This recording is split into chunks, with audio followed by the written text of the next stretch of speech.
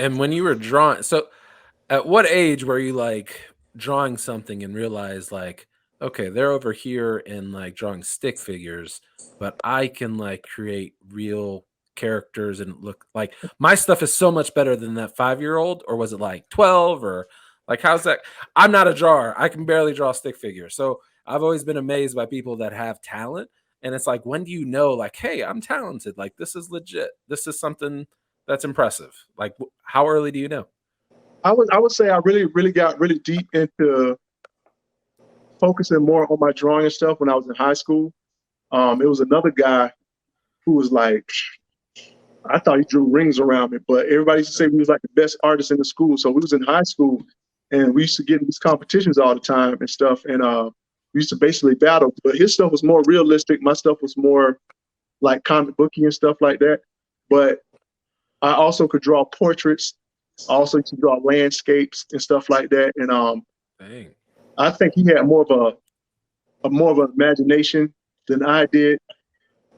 But sometimes he used to sit there and tell me that he thought that I had a greater imagination than him. And we was cool because like if you wanted something drawn, you would either come to me or you'll go to to him. So when I hit like I would say like about ninth grade, um, I'm not gonna tell y'all my age, but I'm not a young cat. But I don't know if y'all ever remember like, you know, how the kids used to get the ink pen and stuff, and they used to draw on the clothes and stuff like that. That was me. Mm. I was drawing on people clothes. I mean, people actually give me money, give me like their brand new jean jacket and be like, yo, I want you to draw Bugs Bunny and Daffy Duck on the back of it. And I'll be like, yo, I'll hook that up for you. And I draw all that stuff on the background, throw a scene in the background when like the New York Yankee jerseys and stuff like that. And that's when I knew when people started giving me money to actually do it, I was like, I'm pretty good at this shit. You know what I'm saying? So Yeah. I would say I right about ninth grade, 10th grade is when I really kicked it up a notch. yeah, that's all. I hate when they come up to me, same thing, like, "Hey, draw me something on my clothes." I'm like, I have to get in line, take a ticket, you know.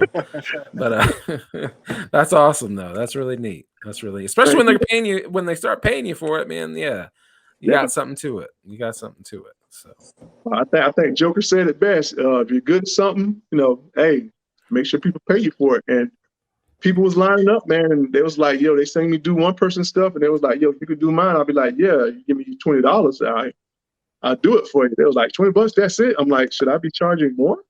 You know, yeah, I'm like, no, all right, $20, man. I'll take you 20, and I'll do their jacket up overnight, man, and then I'll bring it back to them. And me being the person that I was, all I used to take that money was and go buy more markers so I could draw more stuff for people dang. because to go buy more of those fabric markers and stuff. But I really like the drawing. It was a really good escape for me and everything. And now it's just I just want to put it out there so everybody else can share it and everything as well too. I think I done got a whole lot better, you know. So we'll see what happens, man. I think it's hilarious because my only hustle in high school was selling burnt CDs. Like I was like the first kid with like a CD burner, and I would just like, yo, I'll make you, I'll download and make you a CD. So that was my side hustle. So yours is way better. I So I actually want had to. two side hustles, man. I used to sell candy and sodas, man. In my Oh, there locker, we go. Candy. in my locker, I used to have ice packs, man. Like, and I have like those sodas from like Winn Dixie, those check colas. I'd be like, yo, you want a soda? I'd be like 50 cents, man. And people was like, so I was like, yo, I want you to draw me something and you want to buy a soda? Yo, that'll be $20.50. You know? So I had that So hustle, man. you were slinging art and concessions. That's love it. Look, you got to have the people while they wait. You know, you get a cool drink while you wait. That'll be 50 cents. When you start trying that at Comic Cons, Mm. just undercut the cons prices. They'll only kick us out like in the middle of the day. Well, I thought that's what I was doing, man, because I was looking around at some of the other people's stuff, man. I thought that's what I was doing, like undercutting some prices and stuff. But I like what me and you talked about that one day when you told me about putting things together and stuff, man. And we had that long talk on that, and I've really thought about that a lot. And I'm like, I'm gonna use that, man. And like I said, I don't care what nobody say. I sit there and listen to Todd and them say all that. You know, I showed them all. This man taught me a lot too. So Well, yeah, Time I to very hustle. much appreciate that. So That's why you got that let's on backwards. well, no, I got my hat on because I'm losing my hair and I don't want to show that off on video. But let's talk cons for a minute because cons can be fun. And if cons are what got me into doing this, right? Like, I mean, I actually these two gentlemen were part of the team that took me to my first Comic-Con. And I actually got inspired to do comics at the second one I went to, and Nick was there with me for that one as well. But for anybody who's coming in and they want to do Comic Cons, like what advice do you got? Like what stories do you want to share? Because I mean, I can sit here and ramble on all the shows, and like I can tell you, a bunch of positive things, and I can also tell you like a whole bunch of crazy stuff that you never would have thought like happened behind the scenes of shows, man. What are some of the things you want to talk about? All I say is this. I'll say one of the best cons I went to was the first Tampa Bay Comic-Con. Not the first one I went to, but the first one I had a table at. Yeah. I think that one was like the most fun, most like straight lit Comic-Con I had went to. I never been to Orlando Comic-Con, and I did like small ones, but to me, Tampa Bay at that point in time was huge. And I had the table, and it was just so much fun, man. You got the cosplayers coming by. You have just people you meet and greet. I had people actually bringing their kids by to talk to me. They was like, could you tell my child, give them some instruction and stuff on what to do, because she likes to draw. And I'm like, I said, you like to draw? She's like, yeah. I was like, how much you like to draw? I said, you draw every day? And it was like, no. I said, if you really like to draw, you'll take like at least 40 minutes out of the day and draw. I said, all it's going to do is make you get better. But the most lit con I think that stays in my mind was that first Tampa Bay Comic-Con that I actually had a table at. And I got like so many pictures of that Comic-Con, man, like where all those little clowns and stuff came in from like this horror show they had like coming, I guess that October. There was like a bunch of scary clowns and stuff, man. I like took a picture with all of them around me and stuff. It looked like I was in like a prison picture. I was like squatting down on the floor and stuff, man. It was all around me and stuff. And I met Wonder Woman, and then Red Sonja came by, then Thor came by, Hulk came by. I was like, Goku came by, Vegeta came by. It was like, and there was this one damn kid, I swear to God, this one kid was dressed up like Sonic the Hedgehog, and all he did was ran around that Comic-Con all freaking day. I swear to God. And he had a Beats pill, and all he had playing on there was that Sonic the Hedgehog music. And that's all he did. He ran around the con the whole day, man. Bro, Nick, we were at that show, man. I seem to remember that Sonic the Hedgehog. Dude, we were at that show. You show. Remember him? Yeah, we were at that show. Yeah. We were guests of that, or not guests. We were customers of that show. We didn't table, but that was we were there. I remember the Sonic. As soon as you said the Sonic, I'm just like, yo, I remember the Sonic. But like after like that, by that Saturday afternoon, I was like, I'm finna trip this little mother. You know what I'm saying? I'm finna knock all the rings out of Sonic if you come. I was about to say, are the rings gonna fall out? all the rings gonna come out, because after a while, I mean, he just kept. I mean, he was just running, just zooming by tables. He wasn't buying nothing. He had to be in good shape. He had to be. He was getting on my nerves, though. Sonic was about to get knuckles.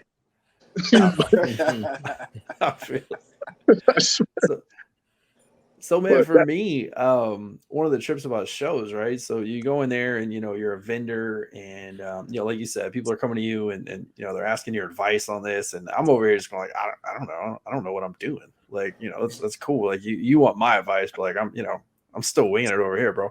But for me, the trip was like, we've gone as just customers so many times, and it's so cool to like see all the different celebrities and the different people and stuff.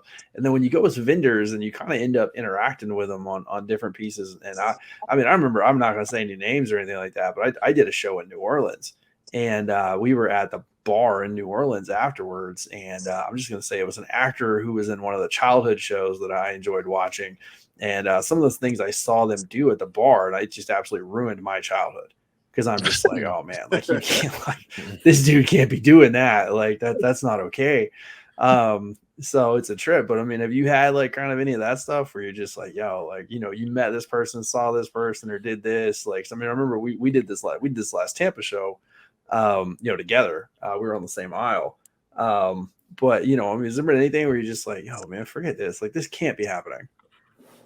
I can't say that, man. Everybody who I met famous, Yeah. I wasn't like starstruck because I'm like, in my head, I'm like, yo, we make you famous, so why should I be starstruck to see you? You know what I'm That's saying? fair. But what I like to see is their personality, man. And the one person who stood out was what's his name? Hercules, Kevin Sorbo. Yeah. Yeah. Nice guy, man. Really nice, man. He came to my table, he talked to me, and everything, man. He said he liked my art, and he gave me his business card and everything, man. I was like, yo, wow, that was like fucking Hercules. Was this last Tampa Bay Comic Con? Was that the one he was at, or was it a different show?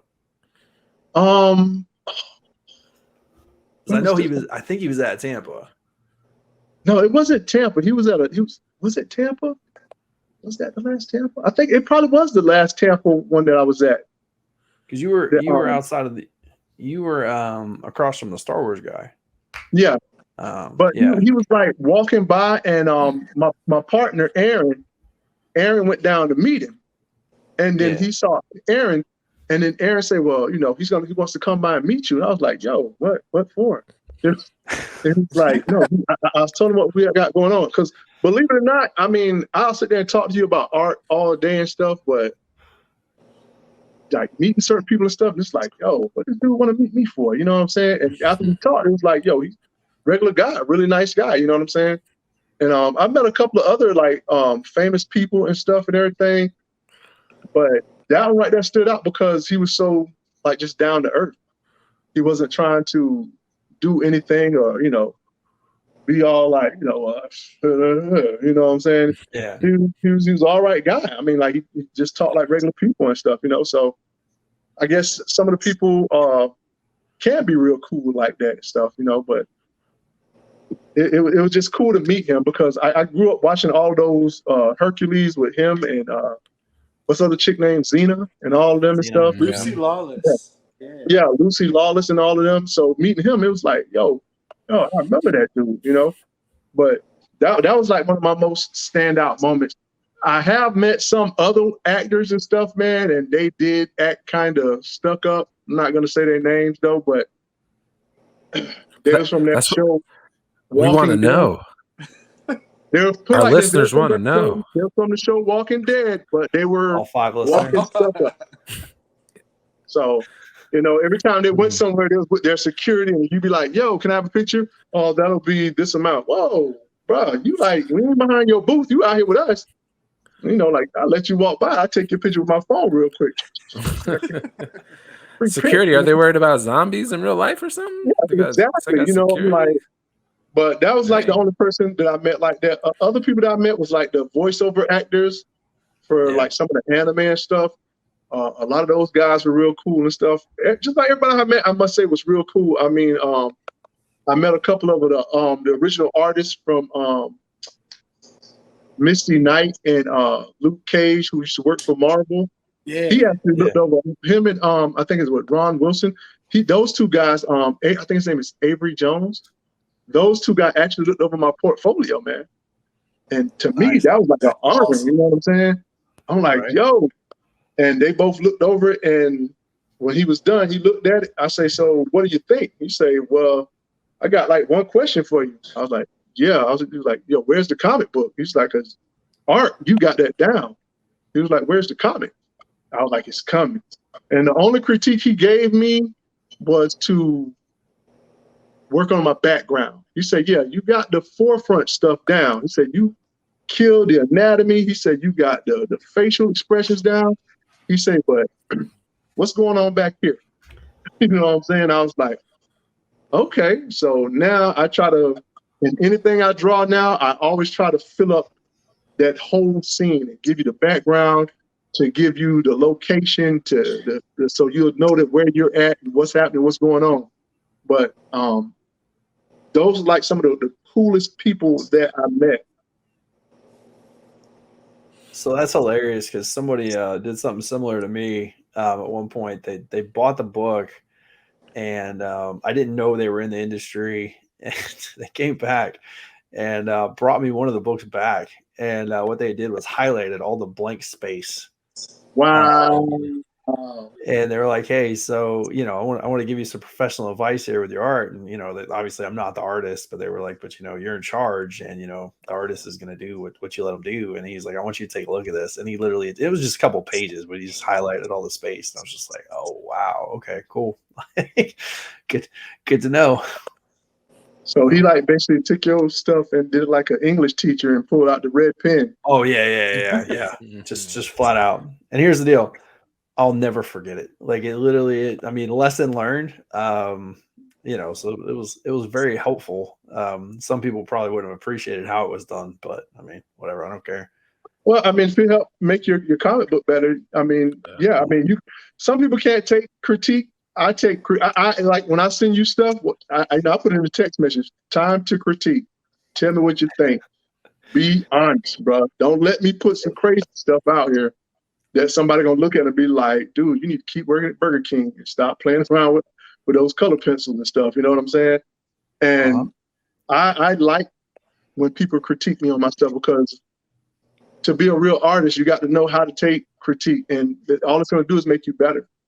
But if you paid for my comic book and you drew all over it and brought it back to me, I'd be like, thank you, but you're not getting your money back. Oh yeah, he didn't get another copy, so that's what it is. But heck, we had somebody who it's funny. It was at Tampa. We had somebody, and Nick, you were there. The dude bought the book, and he came back the next day and started asking a couple questions, and then like started talking trash about the book, and then tried to get himself like on the team. As like it was so funny the way he did it, because like he bought the book, he was excited, he was gonna go home and read it. He came back the next day, and it was like him doing a sales pitch where he was just like trying to create this opportunity that we needed him on the team, and like it was just the weirdest thing in the world. And I was just like, what is happening right here? So yeah, I've been like, no, all vacancies are filled. Yeah, I was just like, no, we're good. We're good. So yeah, it's it gets awkward quick. I think the weirdest thing somebody asked me about 8-Ball was, I think they asked me like, what did he eat? What did he? Protein. What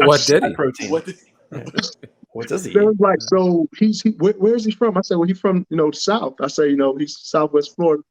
So what kind of food does he like? I was like, is this dude serious? I'm like, really? He likes soul food, man. I say he like collard greens and fried chicken, So we keep it Southern style for a while, baby. Give him some sweet tea, So I'm sitting here looking at this person, and you got to think, you got to be like, yo, this a fan, so I can't disrespect him or nothing like that. So, but I'm gonna kick it with him. But he was into it, and I was like, yo, he likes sweet tea and some collard greens and neck bones and stuff like that. I was like, that's what 8-Ball eat, man. He was like, wow, he's a real Southern guy. I said, yeah, man. Very Southern, man. Southeast Florida. Now you have to work that in, though. So, like, I know, right? Now I got to join like a big old plate of collard greens, and some neck bones and stuff with a big sweet tea in his hand. I love it. No, man, seriously, man. I think that's about the weirdest thing. I think that's about the weirdest thing somebody asked me at a con, man. But I don't know. That one threw me for a minute. I had to pause him, and I was like, and then I just smiled. I was like, yeah, you like some collard greens, man. Like, no, he's your brother from the South, man. I said, like that soul food. So I think after that quelled it, and then they stood there for a little bit longer. And it was like, so all these posters are for sale? Yes, they are, man. You want to buy one? And they bought like 2 on them. I'm like, collard greens it is, baby. So there you go. Well, now you got me kind of scared, man. Somebody might bring 8-Ball hardcore back and be like, yeah, you messed up right here. We want you to do this better right here. But if they Well, did so that, man, you I would take it as straight up critique, man, and I would try to perfect my stuff, man. well, so you remember we switched our letterer. So and just anybody who's listening, the first time I printed the book, the original artist offered to do the lettering. I didn't know any better in terms of getting a professional letterer. We just kind of did it, and I just went with it, And so it was Yeah. one of those things where, again, you assisted me with this, and kind of helped point that out. I was really excited to just make the book in general, and it was just something I didn't catch, and so now we've redone all of them with a professional letterer, and the lettering looks great. But it was one of those things that was kind of one of those ones where he caught it, and he came in and just hit it. And this guy in Tampa had gotten one of the original copies that had because he bought everything, so he ended up getting some of the first prints, and Okay. which had the lettering. And that was what he came back. It was like he was trying to get in on the lettering, and I'm like, well, we've actually got a professional letterer that's already redone it, blah blah blah. And then he was just trying to re-talk himself into it. So it's just a trip. But it's funny that you had that because we get some crazy questions, and people are just like, well, it's not in the book. And it's like, yeah, I know it's not in the book. I only have like X amount of pages to tell this. Like, it's okay. Like it's not in there yet. It'll be in one of the later books. So it's going to be all right. Just Or tell you me get it's been that. tell me it's been in the source book. There you go. Where Yeah, you put all it's in the real Bible. source book. Yeah. Oh, it's in there. That's what he like to eat. Oh, he like to eat collard greens and fried chicken and stuff like that. It's in the source book. It's in the source book. Yeah, don't worry about it. No. But I'm ready to get 8-Ball out there, man. And like I was saying, the next one will be Beyond the Red Door. That's the scary one and stuff. And I think those two are my favorite ones that I want to really, really come out. On Hardcore Chronicles of the Hit Squad, I did the lettering and everything on that one. On Beyond the Red Door, I did the artwork, but a friend of mine, Kevin Justice, he now works on the team with us with Team Swurve Comics, the Swurverse, and he's gonna do the coloring, everything. The dude is a awesome colorist, man. I think he got like some mental issues because he colors like the macabre stuff. I tell him all the time, I'd be like, "What's wrong with you, dude?" You know what I'm saying? Because I tried to get him to color 8-Ball one day, right? And he did some stuff. He was like, I don't know how to color that. I gave him like Patches and Baby Doll, and he did some effects to it and things, man. And it came out like crazy weird, but it looked good, right? I was like, yo, that's the style I want to go with that. And I'll show you the new post. I think I showed you, Todd. I've been sending you a lot of stuff, man. But the way he colors stuff, man, it looked wild, man. And I mean, he got that color theory down, and he know how to bounce one color off the other one to get that effect.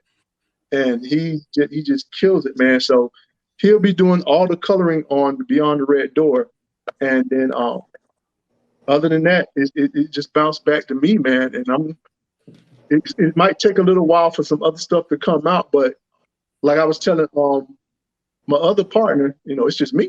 I said, I'm doing all the artwork and everything. I said, I do all the drawing, I write the story and everything and stuff. And I said, no, a couple of people always, I go to the cons, they'll be like, yo, where the book at? Where the book at? Where the book at?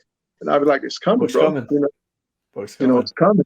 I'm not like a lot of people, like you said, you had a letterer, you got an artist, you wrote the story, stuff like that. Once you got like that, once you do stuff like that, you just figure out those people and they send you stuff back. You critique, yeah, I like this. No, I don't like that. Change that up.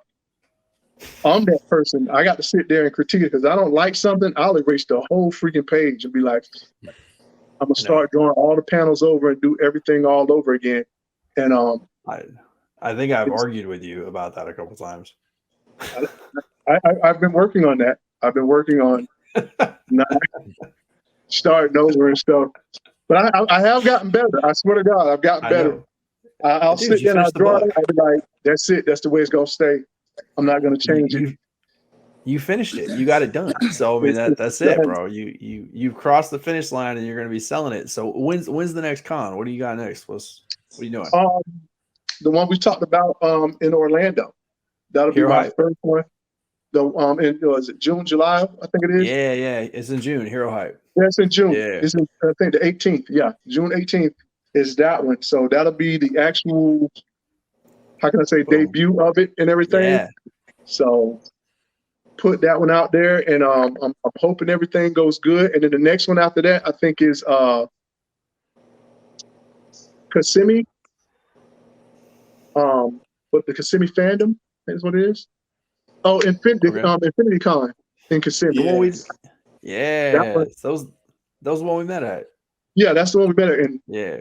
they got the big booths, man. I remember that because they got those giant booths. They always, you get like a 10 by 10 space, and I always thought that was so awesome because at the other cons, some of them you could be rubbing elbows with the next person on the table. You could read their comic book while you sitting at your table. You know what I'm saying? Some of them be so close like that. But and then after that one, I think I'm doing Daytona. Okay. Nice. Awesome. Trying to get back into the con thing, but like I said, I know that's where a lot where the rubber meets the road. So really trying to get back into that, man. Well, that's awesome, man. You're gonna do freaking great. I'm excited. I can't wait to show up at one of them and buy the book. So it's definitely gonna happen. Next time we're working a show together, I'm just gonna come hustle at your table for like an hour and try and sell it myself. So it'll be fun. So I'm gonna come to your table and grab people and tell them they don't buy a book. I see you outside. You know what I'm saying? Like you don't buy Titan, man. I'm gonna catch you outside, bro. We'll put together a bundle deal. We'll do a bundle deal. It'll be all good. There you go, the bundle deal. And you know what I'm saying? Yeah. That's why I'm trying to get some stuff like that. I told you, man, I want to be like you when I grow up, Todd. I'm trying to be like you, bro. Don't be like me, sir. Be better. I'm a very hurting man. I have joint issues. You don't want that, Todd. You talking about you losing your hair? My hair is already vacated. It evacuated a long time ago. This ain't just cool. It's a reason behind this, man. No, It's talking about it just looks cool. It's all good. Once you cut it off, you can be like, "Oh yeah, man, I got hair." So it's like I just keep it bald. This easier. No, it's not. That's because the rest of the hair stop participating in this area. You know what I'm saying? This just a join in, but this don't participate. So that's why I'm letting this grow. This all connects now, so I'm good. I like it. I was joking with Angel earlier that I was jealous of his hair. I was just like, "Wow, that's amazing, bro. Don't ever cut it again." It's pretty nice. It flows. Look at that curly. Oh, it looks like he's doing a freaking shampoo commercial right now for Head and Shoulders. I fertilize it twice a week. Extra nitrogen. It's good stuff. Good stuff. See, all of y'all got the full beards and stuff, man. Nick looked like a young Jesus, you know what I'm saying? With the This is actually freshly cut. It's only about 2-3 days. It was a little bit. See, that's what I'm saying, man. My stuff just started filling in real good. I let this get all out, man. I got so much gray hair now. I look like somebody's granddad, man. So I have to keep it low, so you can't see all the gray hair. I've got like 3 different colors in here. My daughter all the time thinks, "So you got red right there." I'm like, "Yeah, there's also gray from you on there." So. No, I got 2 colors, man. I got black and gray. That's it. You know what I'm saying? They don't blend well. Like, you got some of those gray strands that like just stick out right there, and it's like, why are those 2 gray hairs just hanging out right there in the middle of the black hair? And they just pluck them, bloop, bloop, and they come right back even stronger. So I'm like, just forget it. Yep. Father time. All right, man. Father just time. we're around that hour mark. So what final questions do we have for Mr. Marvin? Go, Nick. Go. Man, I don't know. You hit on just about everything that I was interested in. Well, real quick, if you want to, I know you mentioned Beyond the Red Door and Baby Doll and stuff. What kind of tidbit or what kind of preview can you give us for that one? The tidbit preview I give you for Beyond the Red Door is that actually I got like a part of one of the panels up in front of me right now, man. It's just all I can tell you is it's gonna be gory. If you've seen that one poster I got of her where she's jumping rope with the guy intestines and stuff like that, I've seen your artwork for that one. I dig that one. That one explains the whole comic, man. And I said I was gonna keep that. And at first I was like, I'm gonna tone it down some. I'm like, you know what? It's my comic.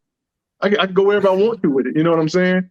Mm-hmm. And so that's the theme I'm gonna keep with it. And you know that poster, I think I told y'all before, that poster with the little girl jumping rope with the dude intestine is like most popular with women. Every time a chick comes up to the table, they say, "Oh my God, that's so disgusting. I want it." And I will always look at their boyfriend. I'll be like, "Dude, if you're in trouble, blink twice." You know what I'm saying? I can help you. I seen some security dudes over there. You know what I'm saying? They go, she hurting you. You know what I'm saying? You blink twice, brother, will get you some help. So, but chicks dig that picture, man. And I always ask, I'll be like, "Yo, what is it, man?" Because I asked my wife, man, and my wife was like, "I don't know. I'm not like that." And I was like, should I be blinking twice right now? Because she's talking about that. Yeah. But I can't talk too loud because she's in the room and that stuff, and I don't want to get in trouble. Oh, goodness. Well, I do have another question for you, man. If someone's been listening and they made it to this hour mark, right, they might say, you know what, I like drawing. I like comics. They've just listened to your story about creating, you know, the story, characters, doing the artwork, going to Comic-Cons, writing books. I mean, again, like, that's a lot. That's a lot going on, man. So if there's someone, a young Marvin out there who's listening and they're thinking, man, like, I wish I could do that. I want to do that so bad. I've got stories to tell. I got characters to create. Like, what advice do you give someone like that who thinks like, oh, this is just too overwhelming? Like, you know, professionals do that kind of stuff. I can't do that. Like, what advice do you give someone who's, you know, wants to be where you are and wants to create their story, wants to, you know, create comics or short stories or start that process? I would tell them, do it. At this time, at this day and age with technology and stuff, you could do everything. You could write your story. Like I said, I got a Wacom tablet right here in front of me right now, a Wacom Cintiq touchscreen A24 HD tablet right in front of me. I use Photoshop. I use the Adobe Suite, so I got Illustrator. I got all that stuff.